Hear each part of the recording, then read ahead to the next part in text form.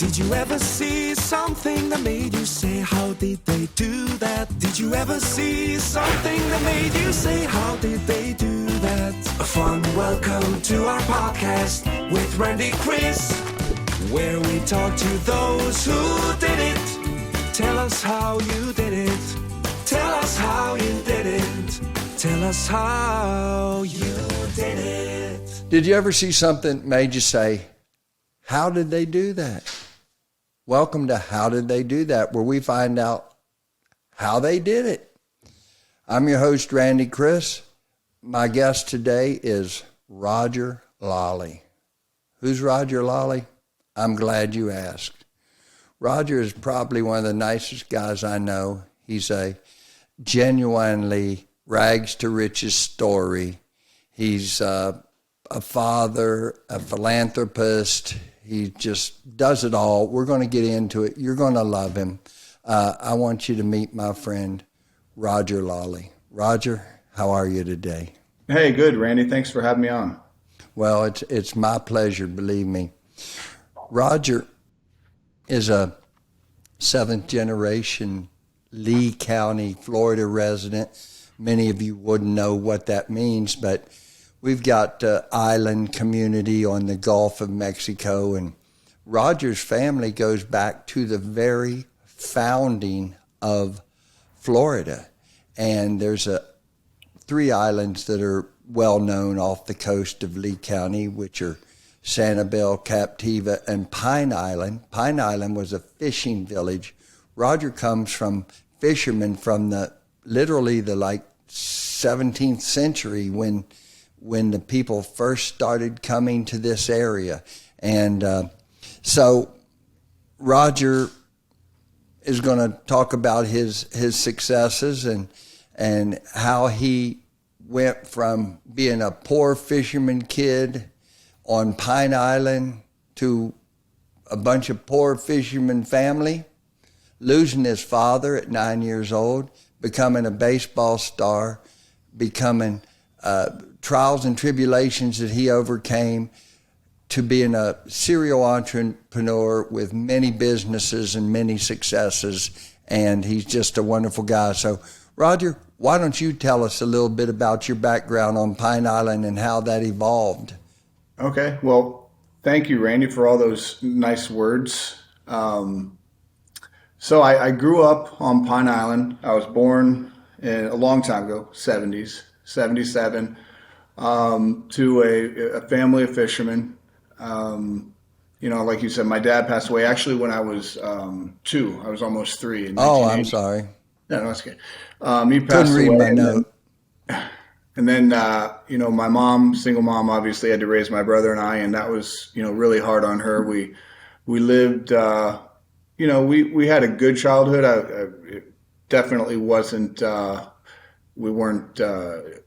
it wasn't my money, I should say, but my mom raised us very well, taught us very well. And, she worked hard. She was a secretary at a school and took on extra jobs as like a cheerleading coach and a volleyball coach just to get extra money so she could, work and save money for a house and move us out of the trailer we were in to kind of live a better life at the center of Pine Island, to which, got us into baseball and all the other sports, which, ended up being like a passion of mine. I wasn't, I don't know if I was the star like you said, but it was definitely something I really enjoyed, and, I'm glad we did. Went to Pine Island Elementary, then transferred over to Pine Island Middle in 6th grade, and that school closed, actually, got condemned. It was getting too old, so then they moved all the Pine Island kids out. We had to bus all the way out to Cape Coral to Trafalgar Middle, and went there for 7th and 8th grade, and went on to Mariner High School after that. So, had a good childhood out on Pine Island. A lot of fishing. Came from a fishing family. I wasn't very good at it, but my family was, and just a great place to grow up as a kid. Sure. Well, perpetual summer and right on the water, and a lot of boats at your disposal and things like that.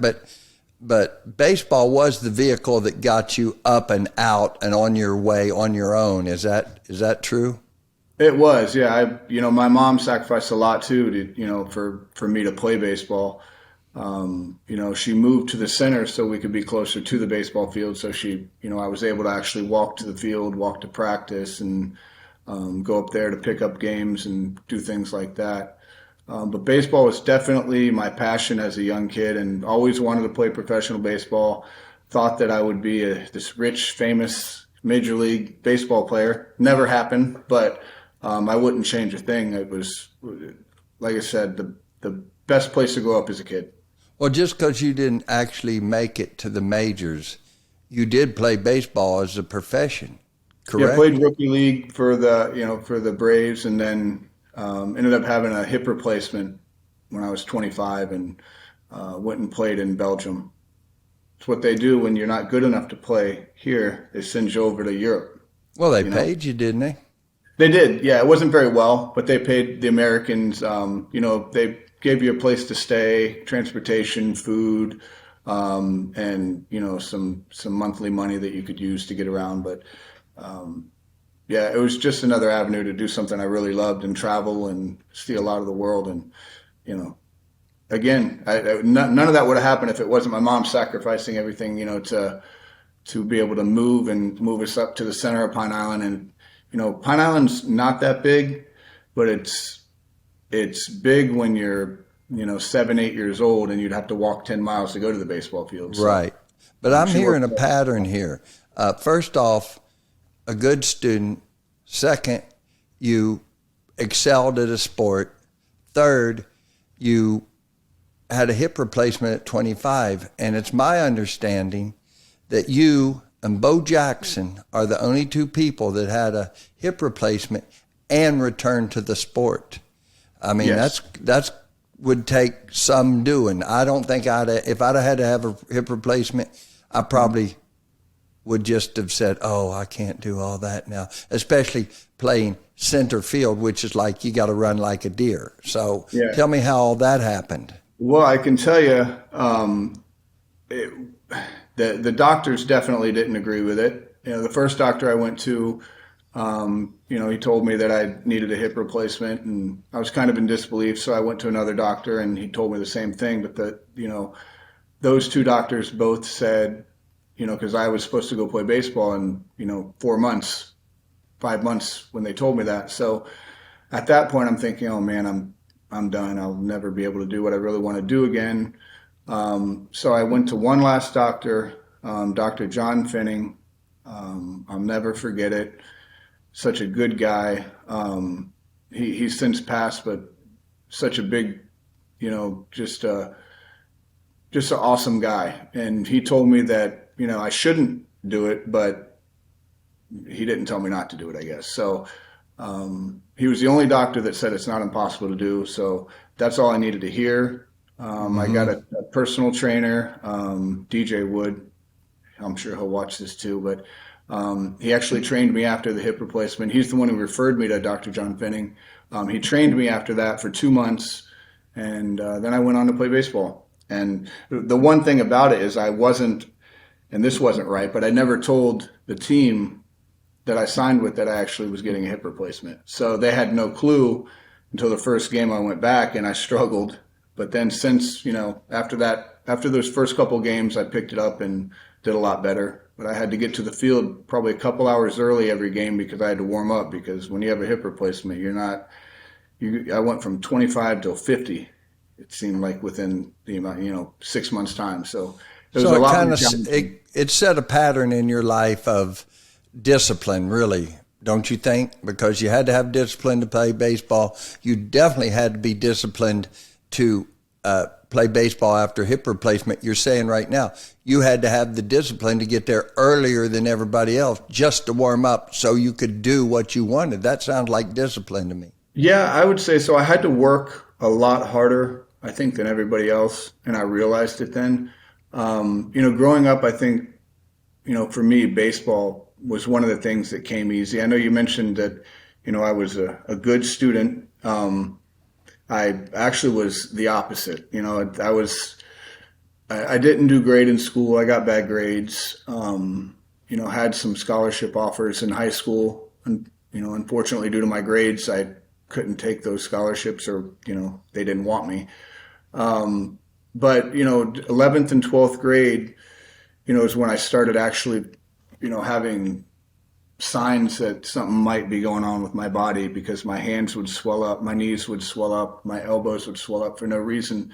And, my mom had no clue what was going on. We went to some doctors, but, kind of kept that under wraps. I didn't really talk about it a lot, and none of the coaches knew. But there was a, big difference in my game, I think, from when I was younger to when I got later on in high school.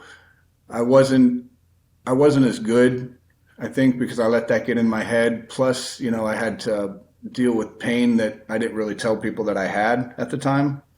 But then I think once I had that hip replacement, I stopped making excuses, and I realized, man, if I want this, I'm really gonna have to work hard to do it. And I just did it and didn't look back. And I think that from that point on in my life, I actually approached everything different.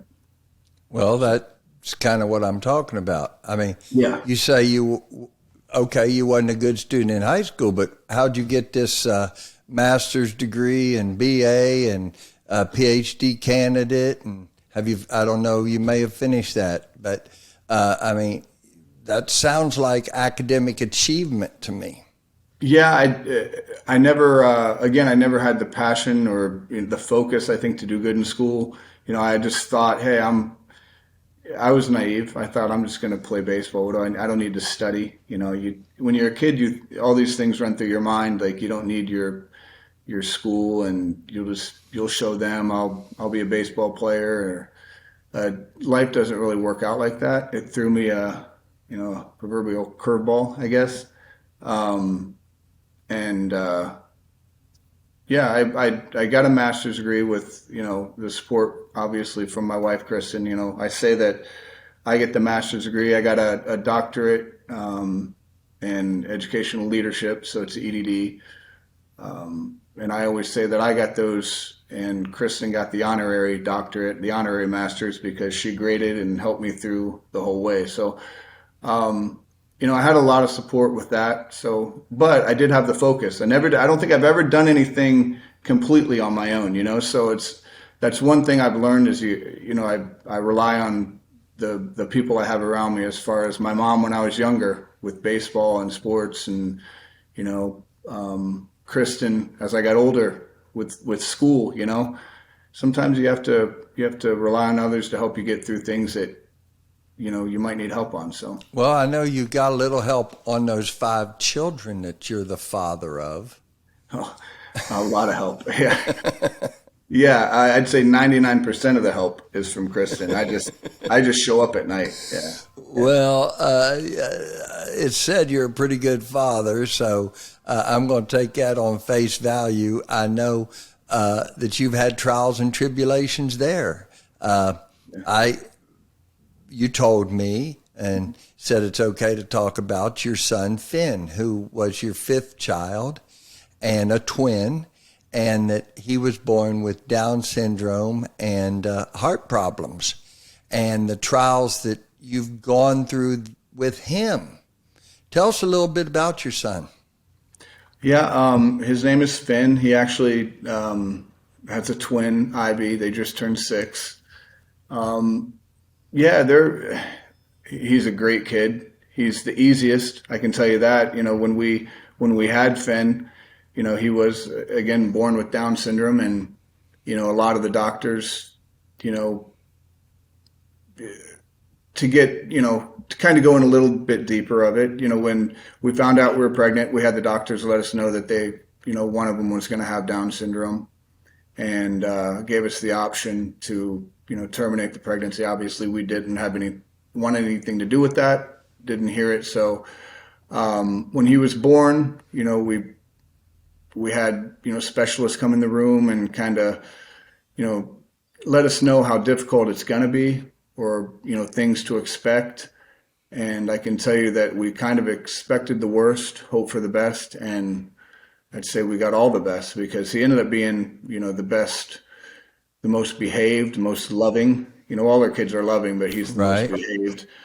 We did have, a lot of tough times, when he was younger. When he was a month old, he had to have surgery for his digestive tract, which was pretty scary. And then when he was 1 year old, he had open heart surgery, which was, obviously really challenging for my wife and I to watch, and to have our kids go through that with us. It was tough for the family, but we all did it. Our family, if one thing we have in our family, it's a lot of love.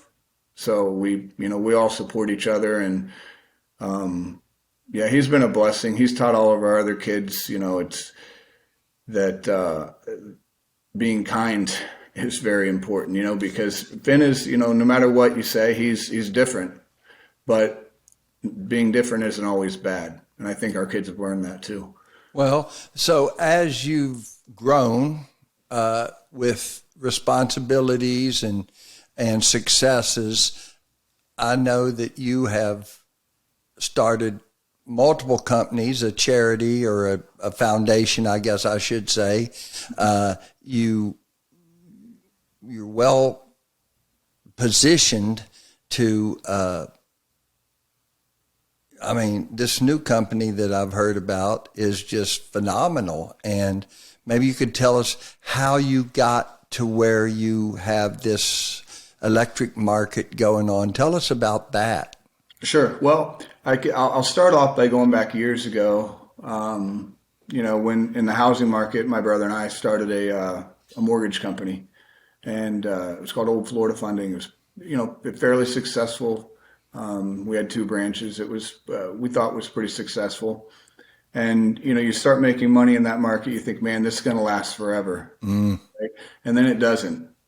So we, just like everybody, had to go through and start over. We had investment homes and things that, we had to lose. Whether that was in like the 2008 crash, and 2008, when real estate, my business took a hit. It was unbelievable what was going on. Yeah, it was tough on a lot of people, and we weren't the exception. So we lost a lot of investments. We had short sale and, get rid of a lot of our assets that we had and kind of start over. And that's when I started questioning myself as far as, man, maybe I should have got that degree, because now here I am at, 27, 28, I guess it was 30, starting over essentially. So I went back to school. That's when I made the decision to go back to school. Got the degree. I ended up working for the county, for the school district, for a while. And while I was getting my degree, 2013 graduated, got the master's, and then not too long after that is when we found out we were having twins. And that was the decision. I knew, man, something's got to change. I went from the personality always, taking chances, and, it took a lot of guts to start your own company back then and go play baseball. Entrepreneurs are generally risk takers. You have to be. You have to be. And that's the type of person I am. It's just, I've always been that type of person. And I think I let myself, education is important, and I'm glad I did it, but I kind of got caught up in that safe mode for a little bit. And then when Finn and Ivy were born, I realized, man, I've got to do something else. So you got to do something big, because I know the bills for all those operations and the lack of health care because of pre-existing conditions and things. What I've heard is just unbelievably bad. Crazy. So I'm sure that motivated you. It's crazy. Well, when you get hit with $1 million medical bill for heart surgery, and with Finn when he's 1 year, that can change your mind too. But so we started up a couple different companies, as well as the foundation to help kids with special needs. That is our real passion. There is running those camps and helping those kids, teaching them job skills and things like that. but opened up All Care, which is a company it's a non-emergency healthcare company, which we would go into people's houses and do respite care, personal supports, and things like that. And fast forward, life is going pretty good. Fast forward, we decided to take a bigger chance and open up a electrical component manufacturer company, which we did, and ended up merging with one of the largest companies in the world, El Measure, out of India. And right now, we're doing work throughout North America, Europe, South America, Central America. So we're all over the place, and we have a lot of large orders with a lot of pretty large companies. So things are going pretty good. But I don't think any of that would have happened without Are you things. the distributor or the manufacturer, or what do you do there? Little both. We take orders from companies throughout South America, Central America, North America, but we also manufacture it here in the United States. Larger orders we can get it from India. Some of those other smaller orders, I say smaller orders, 10,000 units or lower, we do here. Is that in the energy saving business or energy production? What is that? It is energy saving. So we're mostly in larger corporations. We also work with smaller businesses that consume large amounts of energy, that we can go in and we can assess how much energy they can save, whether it's on their air. We can have different meters throughout the whole building that'll tell us where we can save them money and how much money we can save them a month, and provide them with not only the data every month, because we're the only ones that provide the software, but also with the hardware. So we install the hardware, and we're the only ones right now in the world that provide the software with the hardware that are compatible together. So it sounds like you're having fun with that. It's very fun. It's always fun to grow something bigger and watch it grow. But I can tell you again, those are the things where I always try to surround myself with smarter people. And in this business, I'm never the smartest guy in the room. I can tell you that right You and I have to do that. And yeah. The first one we went and got was a smart wife. Yeah, absolutely. That puts up with it. Right? That puts up with it, exactly. Yeah. Yeah. So I assume your company's doing well, making some money. We're looking at this recession and stuff. With all that's going on with the new legislation and stuff, that sounds like it's going to help you in this case. It actually is. I'm a staunch Republican. I've told you that. I'm a hardcore conservative. This actually helps our business. The government just passed, I think, $400 billion towards energy savings and energy management companies in the U.S. So as much as I disagree with it, if they're giving it, we're going to take it. So we're trying to utilize all that now too with some of the work we have going on. Well, saving the energy is not the problem. I think everybody's on board with that, liberal, conservative. There's no reason to waste energy or dollars that correspond to that wasted energy. Yeah, so I think everybody's on board with that, but I think what the real rub is that the infrastructure in the country aren't ready for no oil. And so if you create all these problems due to no oil, you can have all the electric you want. It's just not going to solve until we have a infrastructure in this country that can provide the needs of the transportation. And I guess that's our real problem. I don't want to get too political, but I'm glad that this climate is helping you and your company, and you've hit a good mark on it. And I also don't agree with a lot of the stuff they throw in those bills, but I'll leave it at that too. Yeah, not just energy. That's a different podcast. Yeah. So I just really wanted to get a chance to talk to you and let you tell your story of how hard you've worked over, what did you say? You're born in 77, so that makes you like 46 now. Is that right? 45, 46? 44. 44. I don't mean to make you too old. That's okay. Remember, I had a hip replacement. I'm used to it. Over those years, you've had adversity that would kill some people, and yet you seem to be the most positive and happy and, just wonderful guy. Every time I've ever seen you or heard of things about you or read about you, the first thing that comes out is he's a real positive guy. How do you stay positive? How could you tell a young person who's seeing great adversity, and I'm talking you've had some great adversity, more than I've had in my life, and I certainly wouldn't want to go through those things. How do you keep that positiveness, and how do you keep so friendly and not get, where you're just mad at the world like some people get? How have you managed to do that? Well, to be honest with you, Randy, there's always somebody somewhere that has it a lot worse, or that's going through a lot worse.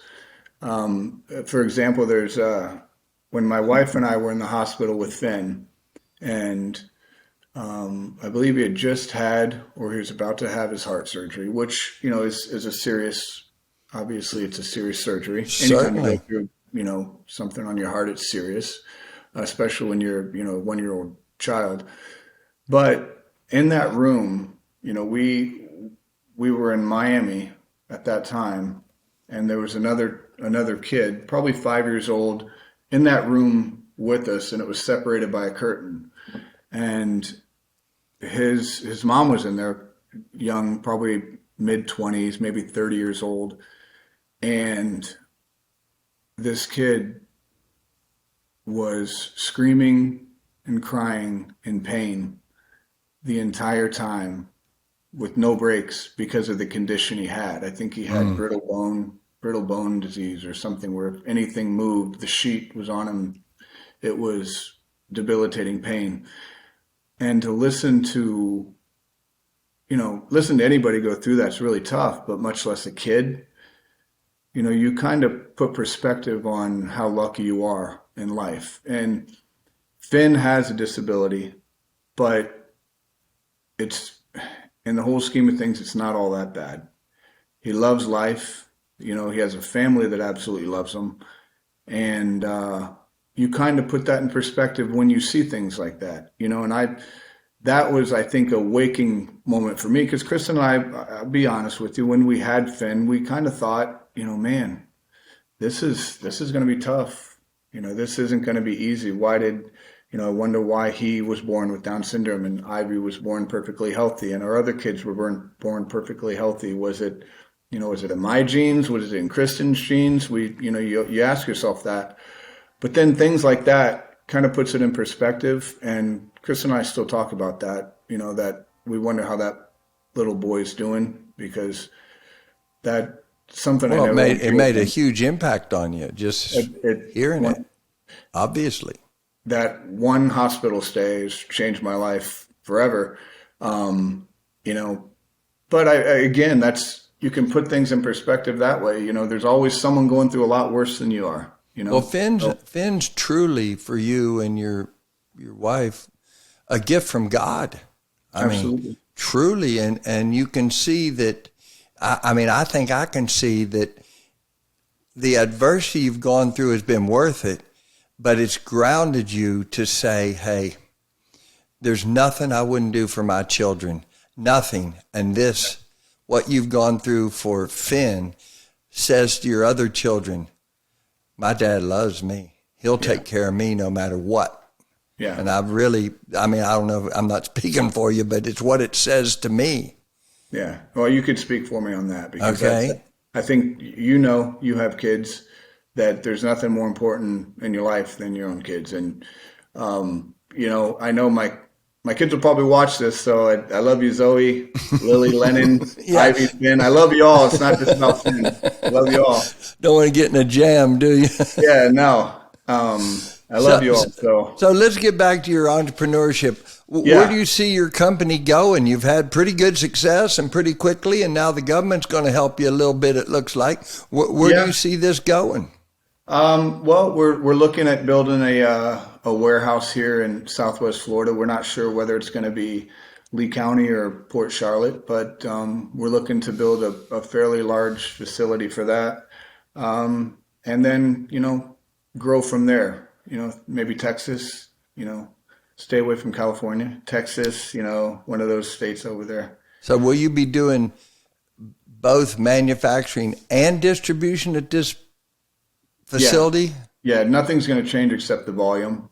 So we're going to looking to build something that we can kind of grow into, because we're growing fairly quickly now, but something that we can grow into in the future and not have to build bigger later. Young companies sometimes have to have one operation here and one operation there, and when they finally get it all under one roof, it really launches that company into greater success, and I'm sure that will happen for your company as well. We're hoping so. We're positive. We're staying positive. Everything's looking good. The future's bright, but we always try to stay grounded as well. So, was there any advice you'd give to young people coming up of how to overcome and push through adversity to keep your life balanced and keep your mind on the right perspective?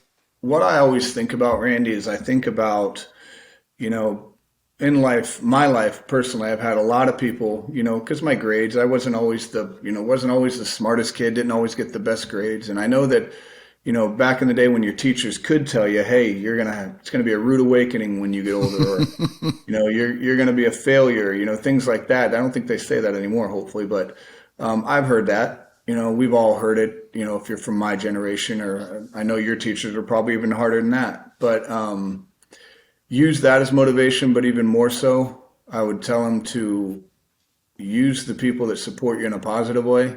Use that as motivation, because, I always looked at the people that believed in me when I was younger, and I don't want to let them down, Right. So. And especially the hard work your mom put in to raise you as a single parent. I mean, that had to be work for her, and I'm sure you never let her down, and you wouldn't for that very reason. Well, to this day, I still try to make her proud, so I hope she is. But I have to also mention that we ended up moving out of that trailer, moving into a house, and she ended up meeting and marrying my stepdad, Rich, who's been an awesome guy, a great influence too. So he's been a big part in raising us as well. So we were lucky, not everyone has great parents, but you can't use that as an excuse either. You have one life to live. You got to make it the best, no matter what it is. Well, you've lived a good life, and everybody says what a great guy you are, and I'm sure it's true, and I know it's true, and I'm just proud to be your friend, and I want to thank you for coming on the podcast today and enlighten us about some of your adventures in life. Yeah. Thanks for having me. Now I feel like I got to work till midnight tonight, not to let you down. Well, I'm heading over there wherever you are, and I'm gonna hold you to a standard, because it's very important. But thank you again for coming, and I just want to tell you that if you like our podcast, give us a thumbs up or a review, and let us know how you liked it. And we'll just leave for today. Thank you, Roger, and we'll just see you on How Did They Do It the next time we meet. Thank you all so much. Tell us how you did it. Tell us how you did it.